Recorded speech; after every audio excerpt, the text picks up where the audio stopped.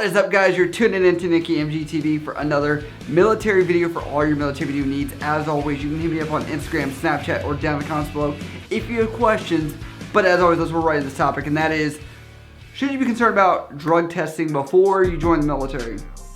I will say that this has been frustrating for me because I made that video, which I'll link right here, which you can actually go look at, and it lists like the drugs that they're going to cover and things like that in regards to the new testing of how it's done. So the main thing I want to get through in this entire video is, if you're worried about passing a drug test, probably the military is not going to be a good option for you right now until you are entirely sure you have no issues. So that could be meaning several months of not having anything in your system so that you feel safe or comfortable, right?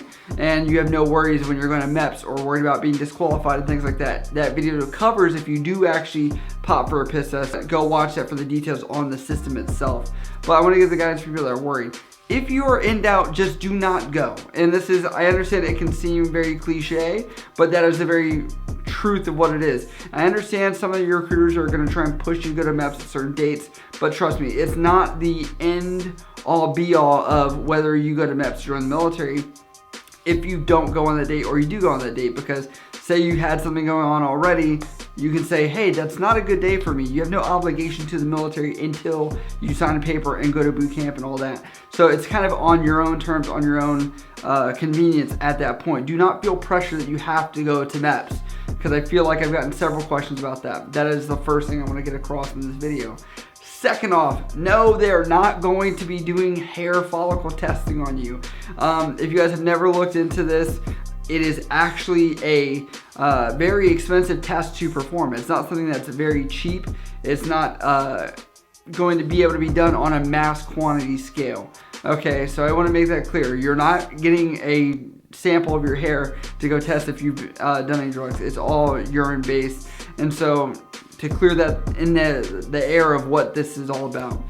The other thing I want to say is that you will have random sampling throughout your military career. So yes, you can pass this first urinalysis or whatever you have going on. You're gonna have several tests through MEPS, and when you first arrive to boot camp, and then when you go to A school, and then when you get to your first command, that, like, honestly, if you're trying to dodge around tests, and you're thinking you're going to outsmart the system, you'll probably end up wasting your time along with the military money or your money, because guess what, you're getting kicked out. So just don't play with it, and don't join the military until you are 100% sure, because I'm telling you guys, it's very hard to outsmart the system because it's all random.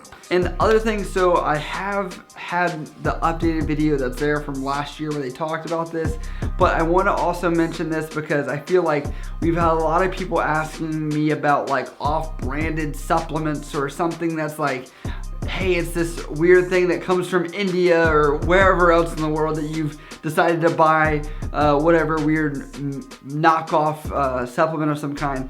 I want to make this clear. They're not going to say everything that they're going to test for. It's very vague. It's generic. It's not something that they're going to be like, hey, we only test for this, this, this, and this, because that means you would know how to fault the test possibly or seek to use other drugs of some kind. Now, I do want to say as well, one consideration is, for example, spice was a big thing. I forget which year this was, but in Japan and Okinawa, supposedly, it was a huge thing where tons of service members were using spice.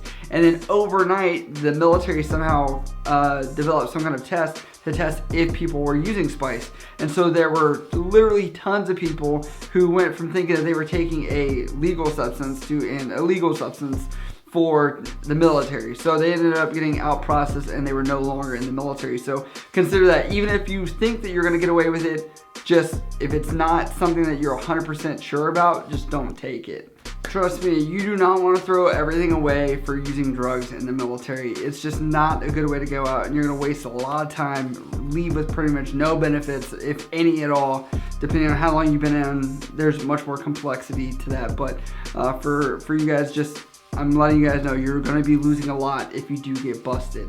The The other thing I want to cover, which a lot of people are not considering, is understanding how the military system is different versus, say, a civilian system. So in regards to prescription medications, for example, I used to be a pharmacy technician, so we were part of this process of, for example, if somebody had been prescribed Adderall or some kind of pain medication, and you are allowed to put on your urinalysis, see medical record if you do have a prescription, and they will actually go back and verify that you actually do have a prescription for that.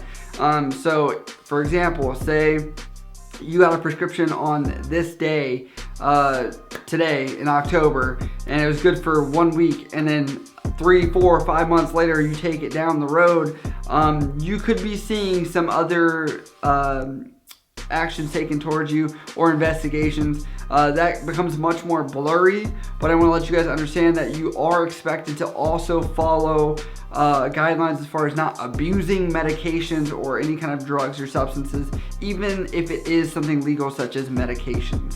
But I hope that this kind of cleared up some stuff for people that are worried about possibly popping or being around people that have smoked weed or, you know, something of that nature. I'm just hoping to kind of reinforce. I know it's cliche, kind of like when you were in sex ed or something and they were like, just don't do it. You know, it really is for this subject, like, or that topic, that simple. Like, that is the only way you will avoid this. So I can't stress that enough. There's just no way around it. And I don't want you guys wasting your time or your energy and all that and really throw it away and have to be sent home for something really stupid. When I know a lot of you guys are really proud and honored to serve your country, and your families probably have a really good image of you and they're proud of you as well. And I've seen it happen before. When you've been in almost 10 years, you kind of see this stuff happen. And like I said, you will be tested at your command when you arrive. So we've actually had people that thought they were on leave, and then they would arrive at their command, and then they would actually pop positive because they were like, well, I was on leave. I thought it'd be out of my system.